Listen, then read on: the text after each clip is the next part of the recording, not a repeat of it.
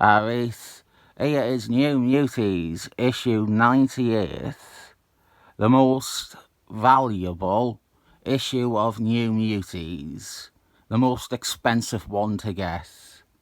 And I also have the reprint Marvel did a few years ago, the facsimile printing they did. I just wanted to show this because one of the only improvements made is that they shrunk the art down by about 1% to include the areas of the artwork that were outside the much more unforgiving margin space of the year 1990. As you can see, on the cover of the actual issue, we've wound up losing bits of Domino's body, and part of that is because our artist is Robert Liefeld, and I would seriously consider he doesn't know what margins are. Also, the barcode area, we get to see under some of it on the reprint. I assume they had the original art at hand, which would also be how we have all of Domino's. Anyway, we are not looking at that reprint, we are looking at the original. This is the first appearance of the Liefeld Deadpool, the mysterious Gideon, and the dynamic Domino's. And of those, we start with the one that clearly had the most appeal to everyone, Gideon. People love middle-aged men with terrible hair and unrevealed history. This is written by Fabian Nicieza, and you've got to turn this page sideways, which I love doing, absolutely love doing it. We are seeing an introductory scene to Gideon. He is working out in a danger room type room.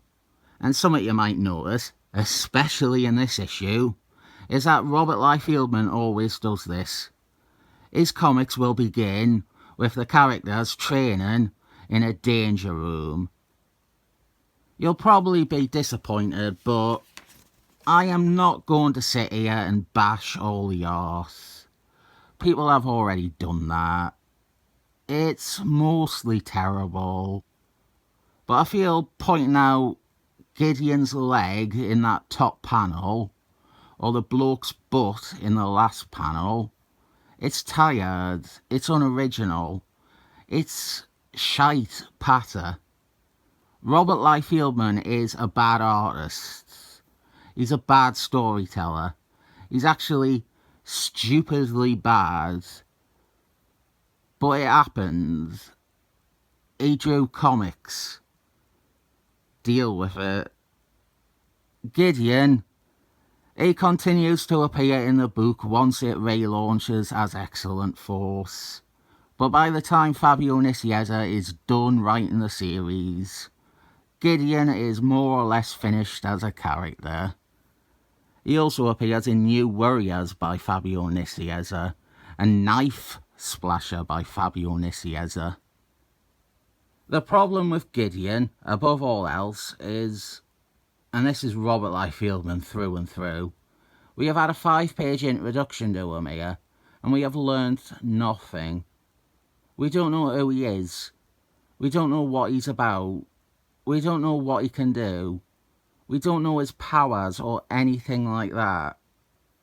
It's a scene that has been devised to seem cool just because it is action, and it exposits absolutely nothing, not even the sense of mysteriousness that the cover boasts of Gideon. Then we cut to Excellent Force training in the danger room. Yeah, he reused the same scene setup twice in a row in the same issue. And this is a completely useless double spread. Here we have Cable Man and Cannonballs. They are training in the danger room. And just like before, we have confused or completely inaccurate displays of their powers here. If you look at the top panel on this page, Cable Man fires out of his arm. He has like a cannon arm, and he has never had this power before, ever, and he won't again. Fabian Nicieza tries to cover for it by having Cannonballs ask Cable Man about the new armament he is using, but it's Robert Liefeld. He doodles, and those doodles become the finished art. We have some team admin here. We have some more later on too. We have lost 2 members of the team, the annoying robot and Wolf's Girl, and we are addressing that fact on this page. After this, we cut to the worst part of the issue. This is a scene that is nearly entirely reliant on art, and it is Robert Liefeld.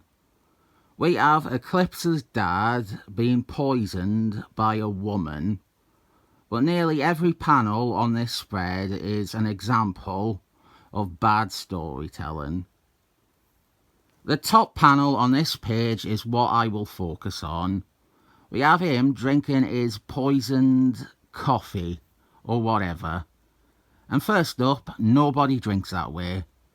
The way he is holding the cup to his wide open mouth. Nobody in the world drinks a cup of coffee that way. However, one of the only benefits of showing a person drinking this way visually would be that we can see the liquid is definitely going into their mouth. Except we don't. There's nothing. The cup appears to be empty. Throughout, there is no handle on the cup either. I assume that is because it is a detail Robert Liefeld didn't feel like drawing.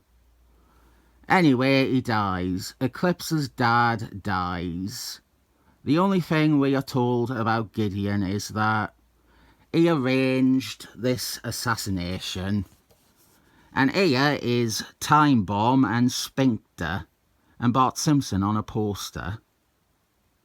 I am not an artist, and that is one of the things that any artist can respond to criticism with, that I am not an artist myself, so my criticisms of art are invalid. But I can draw a better Bart Simpson than Robert Liefeld in seconds.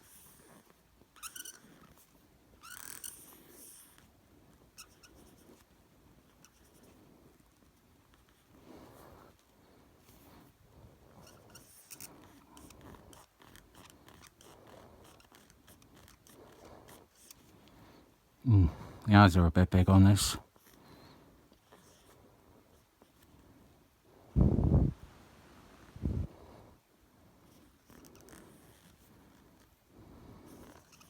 Eat my shorts. Ay caramba, I didn't do it. Don't have a cow, man. Other than the tremendously off-model Bart Simpson, this is the best scene of the comic.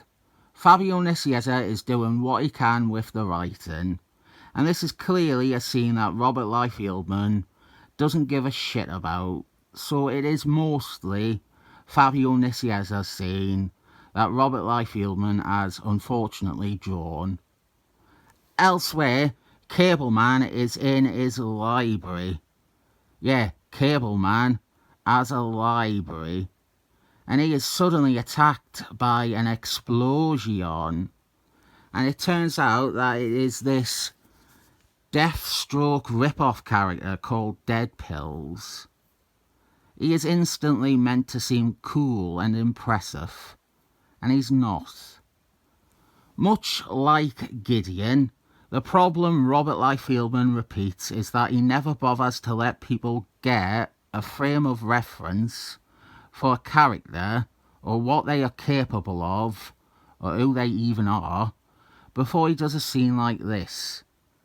And yeah, it is potentially a decent introduction to a character.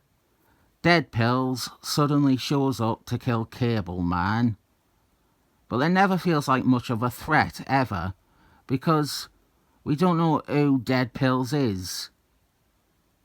Deadpool doesn't really bear much resemblance to the character that he becomes, other than one short bit where Cable Man points out that Dead Pills doesn't shut up.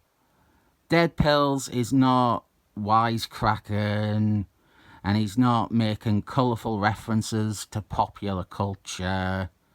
Completely different character here, I would argue. Probably a better character here. After this debut, Dead Pills will continue to appear in the Excellent Force series for a while, before spinning off into his own miniseries, and eventually an ongoing, and it has been downhill since then. He became a wacky Looney Tunes character around 2008, and then Ryan Reynolds started playing him. The high point of Dead Pills' existence was probably Cable Man and Dead Pills, again written by Fabian Nicieza. Now, here is what I mean about Dead Pills being an unknown quantity. He has this string power here, a web thing. He shoots webs basically, like Spider-Man. The script again covers saying that it is a weapon he is using, and that it is not Dead Pills displaying a superpower. Dead Pills is not shooting webs. But the art will continue to have him exclusively use this silly string. And it's clear Robert Liefeld, who based the character on mashing up Deathstroke and Spider-Man, he was envisioning it as Dead Pills' main power. As they are fighting Dead Pills, I talked about this much more in my review of the Spider-Man annual Robert Liefeld did, but there are parts where he is not communicating information or what is happening at all. The bottom left panel here, I have no idea what that is. I think we are seeing the back of Cable Man's head as Dead Pills is being attacked by Sphincter, who was established as present only in the next panel. And that panel is also where the issue introduces a new reader to Eclipse. So now they are all fighting. Dead Pills, he uses his silly string again on Sphincter. He fires his webs at Sphincter. And then Dead Pills gets stabbed in the back a bunch of times by a new character called Domino's, who has also arrived out of nowhere. We have just had Cable Man and all the members of Excellent Force job to Dead Pills, if you didn't spot that. And now we have another new character who we are upfront told nothing about, and for the rest of the issue are told little about. Domino's is maybe the most worthwhile character of the three. She has a nice long life. She continues to appear in Excellent Force throughout most the run of the series. She will appear in other books. She is Cable Man's main love interest, so she appears in many of his solo runs. And just in general, she is or becomes a quality character. Of course, this technically isn't her first appearance. Robert Liefeld and Fabian Nicieza decided to do the always rubbish retcon, where it turns out the character we have been reading about isn't the real Domino's. I just ignore that. It's Domino's until it's not Domino's. That is my general approach with retcons like that. It is Domino's until that issue where we find out that it is not her. One of the good things about her introduction, and this is scripting again, But it finally tells us summit about one of these new characters, and it tells us it straight away. So we do actually get a sense of what or who Domino's is or is meant to be. The kids recognise that Domino's and her bantering with Cable Man is like showing a different side to Cable Man. He is smiling, and the idea is that there is romance between them, and this is exposited, or rather hinted at, by Time Bomb thinking there is. And following that, here is our team admin, complete with some Marvel Andy Book style heads, which are sadly drawn by Robert Liefeld, so they look bad. Cable Man runs through 5 of the New Mutants members who are floating around in comic book limbo, and he dismisses them all as having no real usefulness. I appreciate 2 things. First is his attitude of forget about her, directed at Mary Sue Moonchild.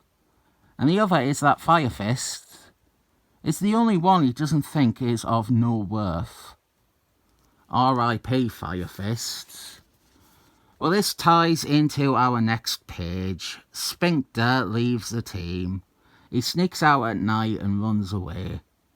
Robert Liefeld was getting shot of most of the New Mutants characters for things he actually wanted to draw. This is where I really want to pick faults. One of the first characters he got rid of, a character that was sidelined and actually left in a horrible place, was Fire Fist. R.I.P. Fire Fist. I like Fire Fist, and I don't understand the decision, which makes sense because I don't understand his art either. But Fire Fist has a very generic power set. He has fire powers. And I can't conceive of why Robert Liefeld wouldn't hold on to what is one of the most basic and easy characters on the team, a fire one. Why wouldn't he want that? The same applies to Sphincter. Sphincter is another character with a generic but basic power set, which is also easy to draw, which you think he would be all over. But he gets rid of him here. He's gotten rid of the robot and Wolf's Girl, and the robot is pretty much the only thing that he can draw any good. He gets rid of Eclipse in 2 issues' time. Then the thing is, most of these characters just end up back on the team when he is gone. Sphincter and Eclipse, they are back almost the minute Robert Liefeld is out the door. Wolf's Girl, he replaces her with a substitute, a completely worthless substitute that doesn't need to exist. Robert Liefeld is incomprehensible because he doesn't put any of the thought I would expect or hope from a creative into anything he does, art or ideas or story or character. It's just freestyling and doing whatever he ends up doing. With all that said, I don't think this is appalling. His artwork is close to it, but we've got bits in this. I can envision this with another artist being a fairly okay issue. It does give us 2 major characters for better or worse, and the framework here is workable. I like a lot of the characters in here as well. I'll give it... what's a Robert Liefeld thing? I think I've already done pouches. I give it 7 cross-action lines on a cheek up.